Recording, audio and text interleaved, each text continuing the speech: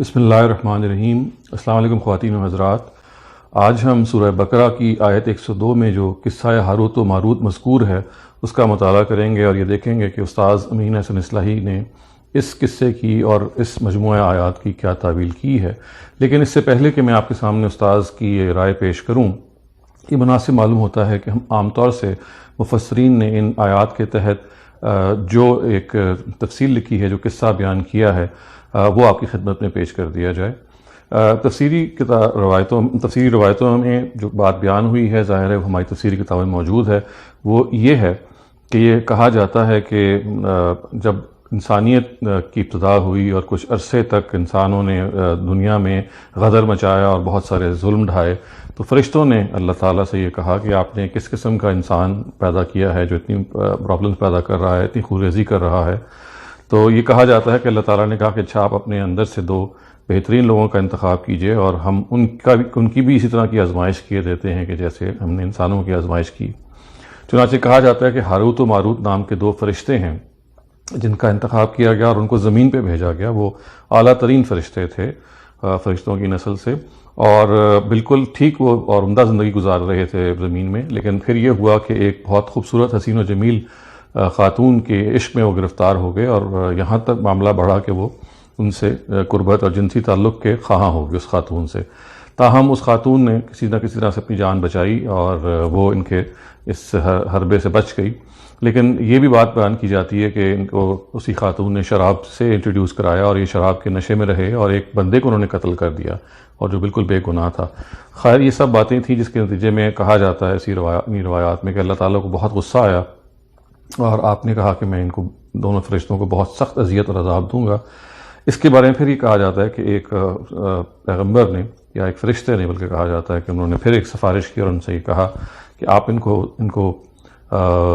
کو نہ پنش کیجئے، ان کو نہ سزا دیجئے، بلکہ ان کو آفر کر دیجئے کہ یا ان کو ہمیشہ کے لیے ابدی آخرت میں ہمیشہ کے لیے ابدی جہنم میں رہیں گے، اور یا دنیا میں یہ متواتر عذاب میں رہیں گے۔ تو یہ کہا جاتا ہے کہ ان فرشتوں نے دنیا میں متواتر عذاب کو اختیار کر لیا، اور پھر ان کو بابل کے ایک چاہ میں، یعنی ایک ویل میں، ایک کنویں میں لٹکا دیا گیا، اور اس میں وہ قید ہیں۔ اور وہ یہ بھی کہا جاتا ہے کہ یہی ہاروت و ماروت ہیں جن سے اصل میں کالے جادو کا آغاز ہوا، اور وہی کالے جادو کی سورس ہیں۔ کہ یہ پورے کا پورا جو قصہ ہے یہ بالکل بے بنیاد ہے، اس کی کوئی حیثیت نہیں ہے، انتہائی ضعیف ہے، اور خود قرآن مجید کی اپنی تصریحات کے بالکل خلاف ہے، اور قرآن مجید اس سے بالکل ابا کرتا ہے کہ کہا جائے کہ کالے علم کا جو سورس ہے یا جو جن سے صادر ہوا وہ یہ فرشتے تھے۔ تو وما انزل علی الملکین ببابل ہاروت، یعنی یہ شیاطین جو تھے یہ لوگوں کو سحر و سحری سکھاتے تھے اور وہ چیز سکھاتے تھے جو ہاروت و ماروت پر نازل ہوئی۔ تو جو چیز سکھاتے تھے ہاروت و ماروت پر جو نازل ہوئی، اس کو عام طور سے یہ کہا گیا ہے کہ یہاں یہ مراد وہ جادو یا وہ کالا جادو ہے جو ہاروت و ماروت جو وہ لوگوں کو سکھایا کرتے تھے۔ تو خواتین حضرات، اس ترجمے پر سب سے پہلے دیکھیے کہ استاذ امین احسن اصلاحی نے اعتراض کیا اور یہ کہا ہے کہ آیات کی تالیف یہ نہیں ہے جیسے کہ ان آیات میں بیان کی گئی ہے ترجمے کی، بلکہ اگر آپ یہ دو ڈیش دیکھ رہے ہیں تو یہ دو ڈیش اصل میں یہ بتا رہے ہیں کہ ان کے درمیان جو عبارت ہے وہ اصل میں ایک جملہ معترضہ ہے، یعنی ایک پیرنتھیٹیکل سینٹنس ہے۔ اس کے اندر جو وَاتَّبَعُوا مَا تَتْلُو الشَّيَاطِينُ کے جو الفاظ ہیں وہ اصل میں آگے کنیکٹڈ ہیں، یعنی وہ اس سے کنیکٹڈ ہیں وَمَا أُنزِلَ عَلَى الْمَلَكَيْنِ سے، یعنی اتباع انہوں نے کی اس چیز کی کہ جو شیاطین پڑھاتے تھے، اور انہوں نے اتباع اس چیز کی کہ جو ہاروت و ماروت پہ نازل ہوا تھا۔ تو یہ درمیان میں جو کچھ ہے یہ صرف ایک جملہ معترضہ ہے۔ تو گویا آپ یہ کہہ سکتے ہیں کہ جو تعلیم دینے کا تعلق ہے وہ صرف وَلَٰكِنَّ الشَّيَاطِينَ كَفَرُوا سے ہے، یعنی وما کفر سلیمان وَلَٰكِنَّ الشَّيَاطِينَ كَفَرُوا کا جو لفظ ہیں یہ اصل میں پچھلی حصے پہ استدراک ہیں، یعنی سلیمان نے کفر نہیں کیا بلکہ ان شیطانوں نے کفر کیا، کیونکہ یہ لوگوں کو جادو سکھاتے تھے۔ یہ جو جادو سکھانے کا جو لفظ ہے یہ اصل میں جو آپ دیکھ رہے ہیں ڈیش کے اندر کی جو عبارت ہے یہ اصل میں پچھلی آیت یا پچھلے حصے سے متعلق ہے، لیکن عام طور سے اس کو ترجمہ اس طرح سے کر دیا گیا کہ جس سے یہ معلوم ہوا کہ یہ لوگ جو تھے یہ لوگوں کو یعنی ساحری سکھاتے تھے، یعنی جادو سکھاتے تھے، اور لوگوں کو وہ چیز سکھاتے تھے. یعنی یہاں پہ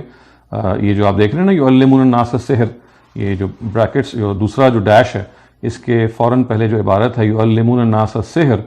تو اس کو وہ کنیکٹ کر دیتے ہیں وما انزل علی الملکین سے. یعنی یہ شیاطین جو تھے یہ لوگوں کو سحر و سحری بھی سکھاتے تھے اور وہ چیز سکھاتے تھے کہ جو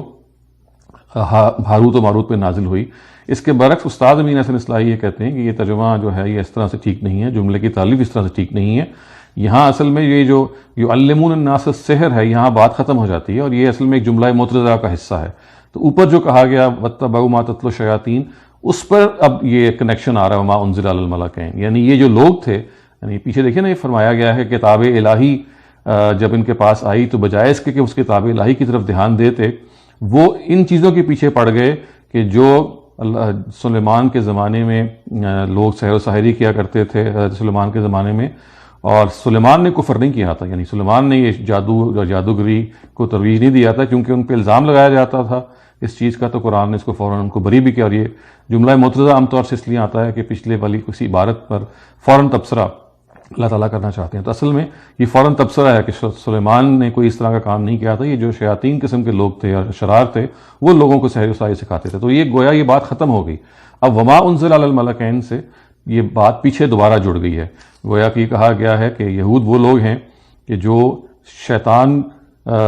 واتبعوا ما تتلو الشیاطین، جو شیاطین جو پڑھتے پڑھاتے تھے جادو سکھاتے تھے اس کے پیچھے پڑ گئے، اور اس کے پیچھے پڑ گئے کہ جو ان دو ہاروت اور ماروت پہ نازل ہوئی ہیں. تو یہ اگر آپ اس جملے کی تعلیف سمجھ لیں گے تو اب آپ یہ دیکھ سکتے ہیں کہ جو اصل بات سمجھنے کی ہے وہ یہ ہے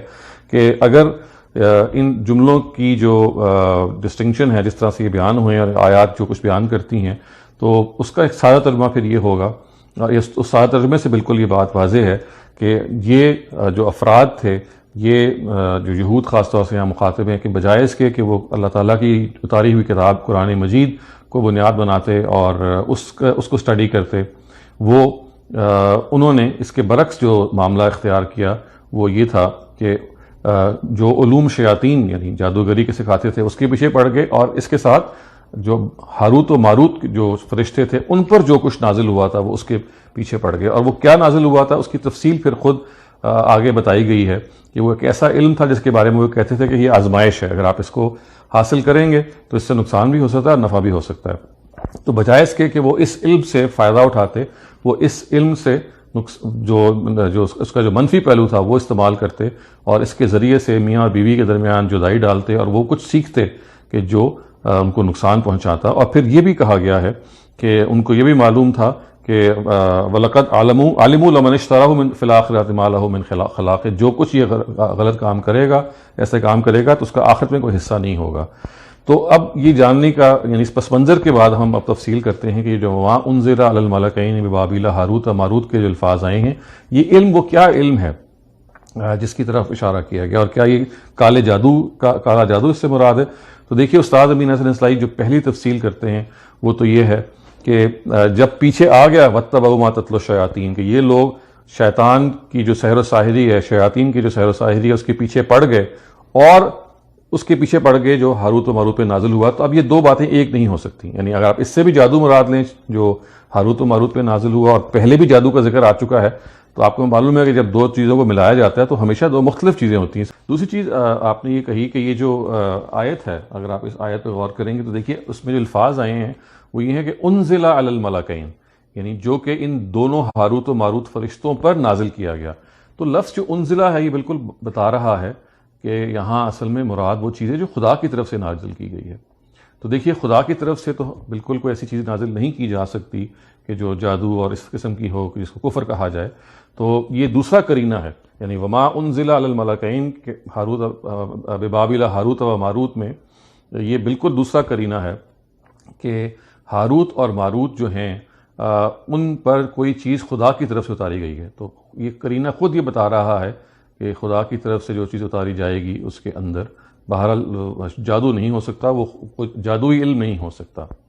پھر تیسرا انہوں نے تنقید یہ کی ہے استاد امین حسن اصلاحی نے کہ کہ یہاں پہ دیکھیے فرشتوں کا لفظ استعمال ہوا ہے اور ملکین یعنی جو فرشتے تھے دونوں ان کا لفظ استعمال ہوا ہے. تو فرشتے جو ہیں وہ پاک ہستیاں ہیں, ان پہ کیسے یہ مانا جا سکے کہ کوئی کالا علم جو ہے وہ یا اس کی تفصیل بیان کی گئی ہوگی, ان کو دی گئی ہوگی جو ان کی پاکیزہ حیثیت ہے اس کے مطابق ان کو پاکیزہ ہی کوئی چیز دی گئی ہوگی. اور پھر چوتھا اعتراض استاد امین حسن اصلاحی نے یہ کیا کہ دیکھیے کہ جو علم جس کی تفصیل ان آیات میں بیان ہوئی ہے, جو ان کو دیا گیا ہاروت و ماروت کو, جس کے بارے میں یہ الزام لگایا گیا کہ وہ کالا علم ہے یا کالا جادو ہے, اس کے برعکس دیکھیے آیات یہ کہتی ہیں کہ وہ جو علم ان کو بارے میں دیا گیا اس میں دونوں پہلو تھے کہ اس کے غلط استعمال سے شر پیدا ہوتا تھا, اس کا صحیح استعمال بھی ہو سکتا تھا. تو چنانچہ اس کو سکھانے کے وقت ہاروت و ماروت نے متنبع کر دیا کہ آپ جو کچھ ہم سے سیکھ رہے ہیں یہ سخت آزمائش کی چیز ہے, اس کو آپ نیگیٹیولی بھی استعمال کر سکتے ہیں اور کریں گے تو اس سے آپ کو نقصان ہوگا. تو انہوں نے متنبع کر دیا. تو ظاہر ہے کہ جادو کے بارے میں یہ چیز نہیں کہی جا سکتی. جادو تو سراپا, جب سحر و ساحری جو ہوتی ہے وہ سراپا شر ہوتی ہے, تو اس کے بارے میں یہ کہنا کہ وہ کوئی آزمائش ہے وہ مناسب نہیں ہے. تو یہ 4 اعتراضات ہیں جو استاد امین حسن اصلاحی نے کیے. آپ آیت 102 جو سورہ بقرہ کی ہے اس کے تحت ان کی تفسیر بھی دیکھ سکتے ہیں. استاد امین حسن اصلاحی یہ کہتے ہیں کہ یہ کسی طرح سے بھی ٹھیک نہیں ہے کہ ہاروت اور ماروت کے بارے میں یہ کہا جائے کہ ان پر کالا جادو کا علم نازل کیا گیا تھا اور وہ لوگوں کو یہ سکھاتے تھے. ظاہر ہے کہ جب یہ نہیں ہے تو پھر صورتحال ہے کیا؟ تو اس کا وہ جواب یہ دیتے ہیں کہ یہ عین جو قرین قیاس بات ہے وہ یہ ہے کہ چونکہ یہ وہ جو زمانہ تھا جب حضرت سلیمان کے زمانے میں سحر و ساحری بہت بڑھ چکی ہوئی تھی اور لوگ بہت زیادہ اس میں گرفتار تھے. اگر آپ کتاب السلاطین پڑھیں یا مثال کے طور پہ اور بعض توراتی کتابیں, تو آپ کو معلوم ہوگا کہ اس زمانے میں کتنا زیادہ یہ جادو کا اور اس طرح کی چیزیں بہت نمایاں تھیں.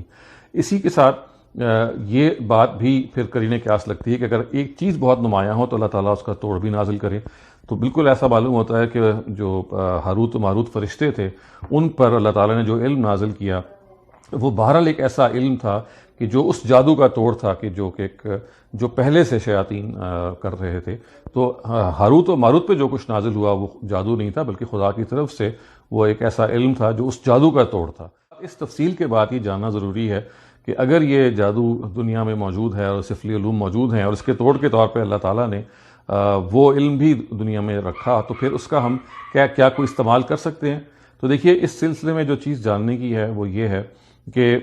ہمارے پاس چونکہ وہ علم موجود نہیں ہے تاہم اس کے بعض برتنے والے موجود ہیں, تو ہمیں بہت دیکھ بھال کے اس معاملے میں آگے بڑھنا چاہیے. اور جو چیز ایڈوائزیبل ہے وہ یہ ہے کہ اگر ہمیں یہ چیز محسوس ہو کہ کسی پہ کوئی جادو کا پہلو ہے یا کسی پہ کوئی اس طرح کا سایہ ہے یا سیب ہے, تو بجائے سے کسی عامل کے پاس جائیں, بجائے اس کے کہ ہم کسی چیز کو پڑھنے پڑھانے میں لگ جائیں, جو ہمیں ہدایت قرآن مجید سے ملی ہے وہ یہ ہے کہ ہم اپنے آپ کو خدا کے سپرد کر دیں اس معاملے میں. اور وہ یہ ہے کہ ہم سورہ فلق اور سورہ ناس کا ورد کریں زیادہ سے زیادہ. وہ دونوں صورتیں ہمیں اللہ تعالیٰ کی پناہ میں دیتی ہیں. اس کے علاوہ نبی صلی اللہ علیہ وسلم کی بعض دعائیں بھی ہیں جو ہمیں اللہ تعالیٰ کی پناہ میں دیتی ہیں. تو جادو یا سحر و ساحری یا اس طرح کی کوئی چیز, چونکہ اس کا کوئی متعین طور تو ہمارے پاس ہے نہیں, البتہ جو لوگ اس کا دعویٰ کرتے ہیں ان کو ضرور دیکھنا چاہیے. لیکن ان میں سے چونکہ اکثر و بیشتر جو دعویٰ کرتے ہیں وہ لوگ ہیں کہ جن کے اندر وہ شرک کی اور بہت ساری بدعت کی علائش موجود ہے, لہٰذا ہمیں ان سے بہرحال گریز کرنا چاہیے. اگر ہمیں محسوس ہو کہ اس طرح کی کوئی بات ہے جو محسوس کرتے ہیں جادو کی نوعیت کی, تو سورہ فلق اور سورہ ناس اور جو دوسری دعائیں ہمارے پاس نبی صلی اللہ علیہ وسلم کی موجود ہیں ان کو ہمیں بیان کرتے رہنا چاہیے, ان کو ہمیں اپنے اوپر پڑھتے رہنا چاہیے. اور دیکھیے اس میں ایک اور بڑی امپورٹنٹ بات ہے کہ ان مجموعہ آیات کے اندر اللہ تعالیٰ ایک اور بات کہہ رہی ہیں, اور وہ یہ ہے کہ وَمَا هُمْ بِضَارِّينَ بِهِ مِنْ أَحَدٍ إِلَّا بِإِذْنِ اللَّهِ, کہ یہ جو چیز ہے یہ خدا کے اذن کے بجائے کہ بغیر کسی کو نقصان نہیں پہنچا سکتی. یعنی یہ جو علم ہیں جو نیگیٹو علوم ہوتے ہیں یا کالے علوم ہیں یا کوئی دوسروں کو نقصان پہنچانے والے ہیں, یہ اگر لوگوں کے لیے کوئی باعث بنتے ہیں نقصان کا تو یہ خدا کی مشیت ان کو اجازت دیتی ہے, یعنی خدا کی اجازت سے ہی یہ کام ہوتا ہے. تو بہرحال اس لیے چونکہ یہ خدا اس کو اجازت دیتا ہے تو ہمیں خدا ہی کی پناہ میں آنا چاہیے اگر ہمیں اس کو کسی طرح سے اپنے اوپر سے ہٹانا ہے یا کام کرنا ہے. پہلی بات تو یہ ہے کہ اس تشویش میں اور اس سپرسٹیشن میں توہم پرستی میں پڑنا نہیں چاہیے کہ ہم پہ کالا جادو ہو گیا ہے، سب سے پہلے تو ایک ڈاکٹر کے پاس جا کے ہمیں دیکھنا چاہیے کہ ہمارے اوپر جو بھی امراض ہیں، بعض دفعہ بہت سارے سائیکیٹرک امراض ہوتے ہیں جو انسان پہ طاری ہو جاتے ہیں، یعنی ہم عام طور سے سمجھتے ہیں کہ جیسے کوئی آسیب یا جادو ہو گیا، تو پہلے تو ڈاکٹر کو رول آؤٹ کرنا چاہیے آپ کے سارے معاملات کو. اس کے بعد بھی اگر آپ کوئی چیز محسوس کریں تو بس سورہ فلق اور سورہ ناس اور نبی صلی اللہ علیہ وسلم کی دعاؤں ہی کو اپنا ورد کرنا چاہیے، اور زیادہ سے زیادہ باوضو رہنا چاہیے. اس میں کسی عامل کے پاس جانا یا کسی کالے جادو کے توڑ والے بندے کے پاس جانا جس کا دعویٰ کرے، انسان کی خطرہ ہے کہ ایمان اس کا اس سے ختم ہو جائے اور یہ چیز اس سے چھین لی جائے جو ایمان کی دولت ہے. خدا سے دعا کرتے رہیے اور کسی اور معاملے میں اور کسی اور چکر میں نہ پڑیے. تو یہ وہ کچھ تفصیل تھی خواتین و حضرات جو میں چاہ رہا تھا کہ آپ کی خدمت میں پیش کرنا. اقول قولی ھذا واستغفر اللہ لی ولکم ولسائر المسلمین والمسلمات.